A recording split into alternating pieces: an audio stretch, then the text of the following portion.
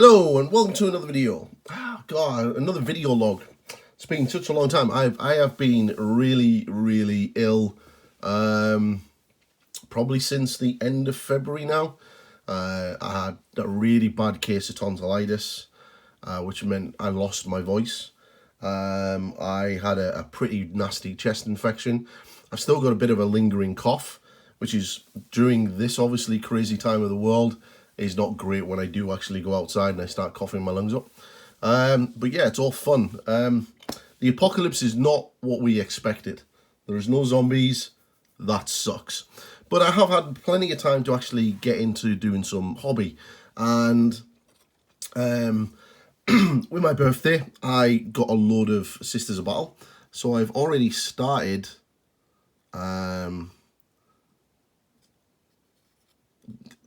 on the army. I've got a couple of units built and basically started getting painted.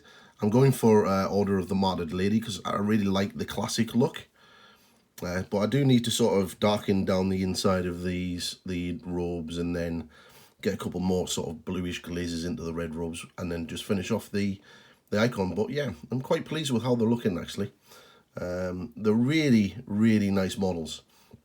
A little bit fiddly to build, but yeah, they're really cool. I'm really quite pleased with them actually. I've also got this guy, and I'm hopefully going to be getting a lot more. This is the Elderscrolls Call to Arms limited run Dragonborn. He does actually have a tentacle thing that comes up here, but I haven't glued it on yet. He's really cool. This is resin. Coming like basically the base, the main body, and the two arms.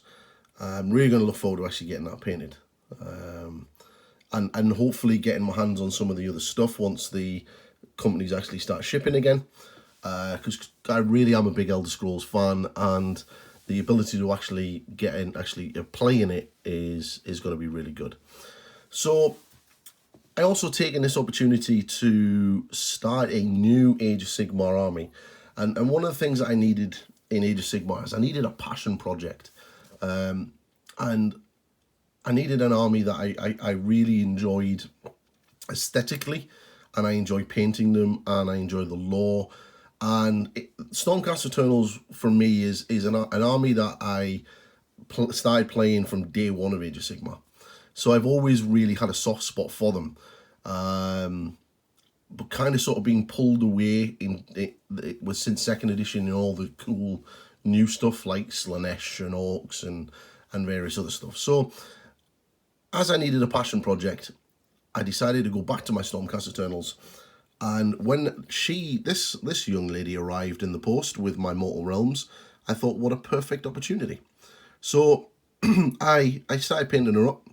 I went for red because you don't see red Stormcast Eternals very often, and I really like the way the blue really sort of like contrasts really nicely with the red armor. So yeah, I'm really pleased with her, and she was the first one. The bases have changed slightly of how I do them now, and you'll see that with the Lord Castellan when I come in. But I'll go back and sort of make her base look a bit more like the rest of the armies. But yeah, I've got the Lord Castellan. He's done as well. I did a little head swap, so really pleased with how he turned out. He was super fun to paint actually, super fun to paint. The head swap's actually kind of cool, although now I feel like he looks like Santa Claus. Do you think he looks like a really cool looking Santa Claus? So yeah, there's him, and then I've started on my first unit of Liberators. So here's the prime for the unit. Needs the shield, but I'll get the shield done once all 5 of them are painted, and then I'll do the 3 shields. 4 shields? 4 shields. So this was the first sort of how the full red is going to look, because obviously the Knight Incantor and the Lord Castellan, there's quite a lot going on in their armor, so you don't really see too much of it.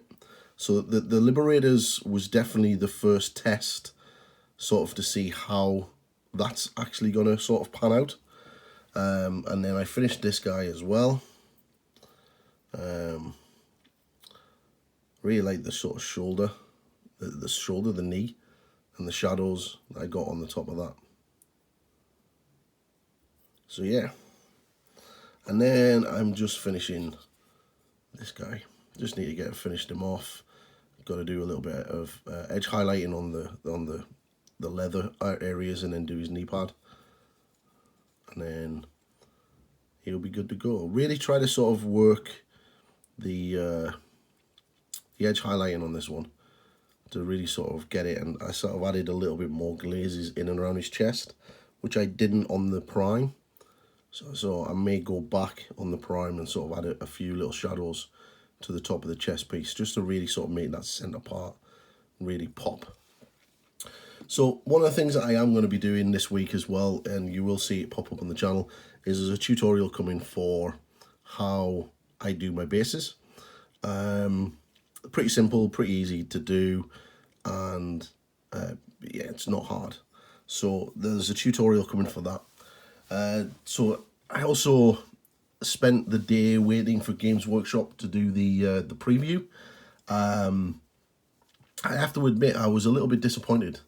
It didn't seem to live up to the hype that they pushed out for this preview. I expected something a little bit better. The Lionel Johnson was kind of nice. It was obviously it was expected.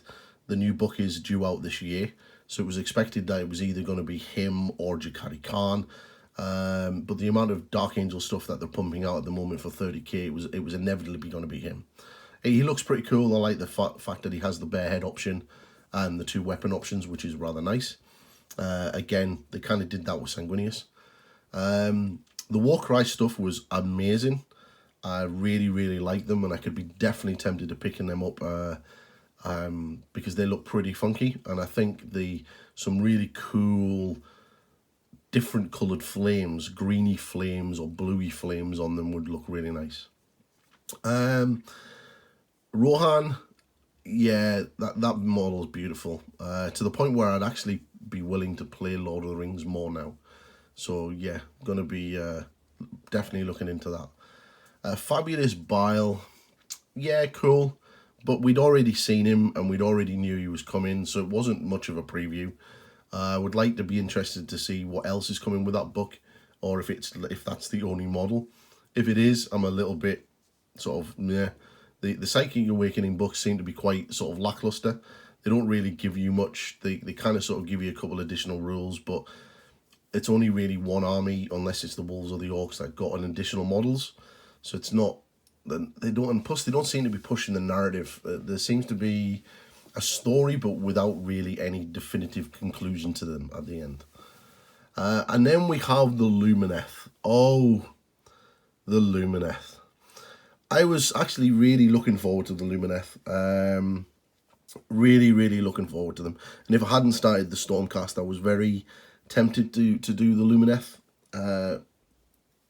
But I'm kind of glad I didn't, because when they revealed the Spearmen, I really loved the Spearmen. I thought they looked really good. The spear's been quite long. I didn't see that as an issue. If they become an issue, you could always just cut them down. The cavalry looked awesome. Really, really over the moon with the cavalry. I even like Teclis. I thought Teclis was pretty cool.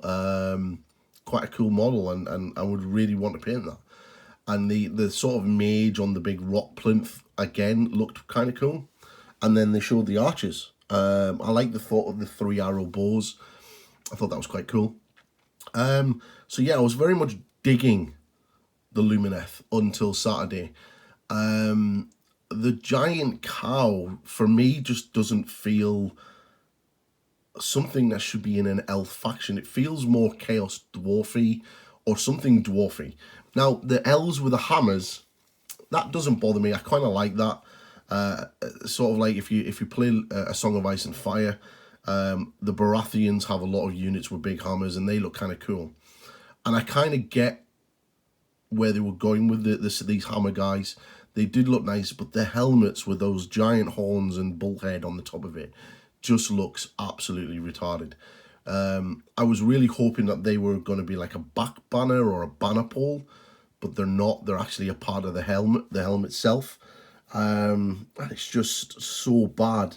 So yeah, that put me completely off it. And the cow itself, the top part looks good, but its legs are too thin. It's like, do they not feed it? It's such a shame that it's supposed to be something to do with a mountain, yet it looks like they've got like a skaven and put a mask on it. It's just so skinny.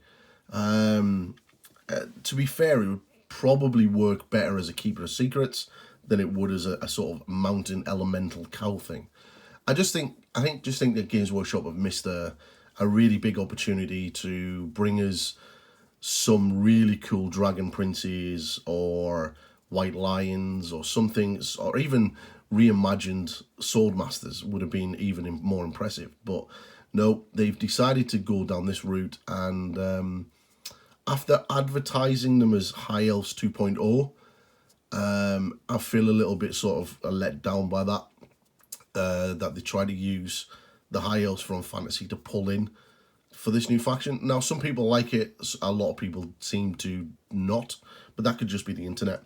Me personally, I'm not a big fan of the cow. If I did choose to do Lumineth, I would try not to use them. But I've got a feeling that the rules are going to be so damn good that you're going to kind of be forced into using them, which is kind of sucky.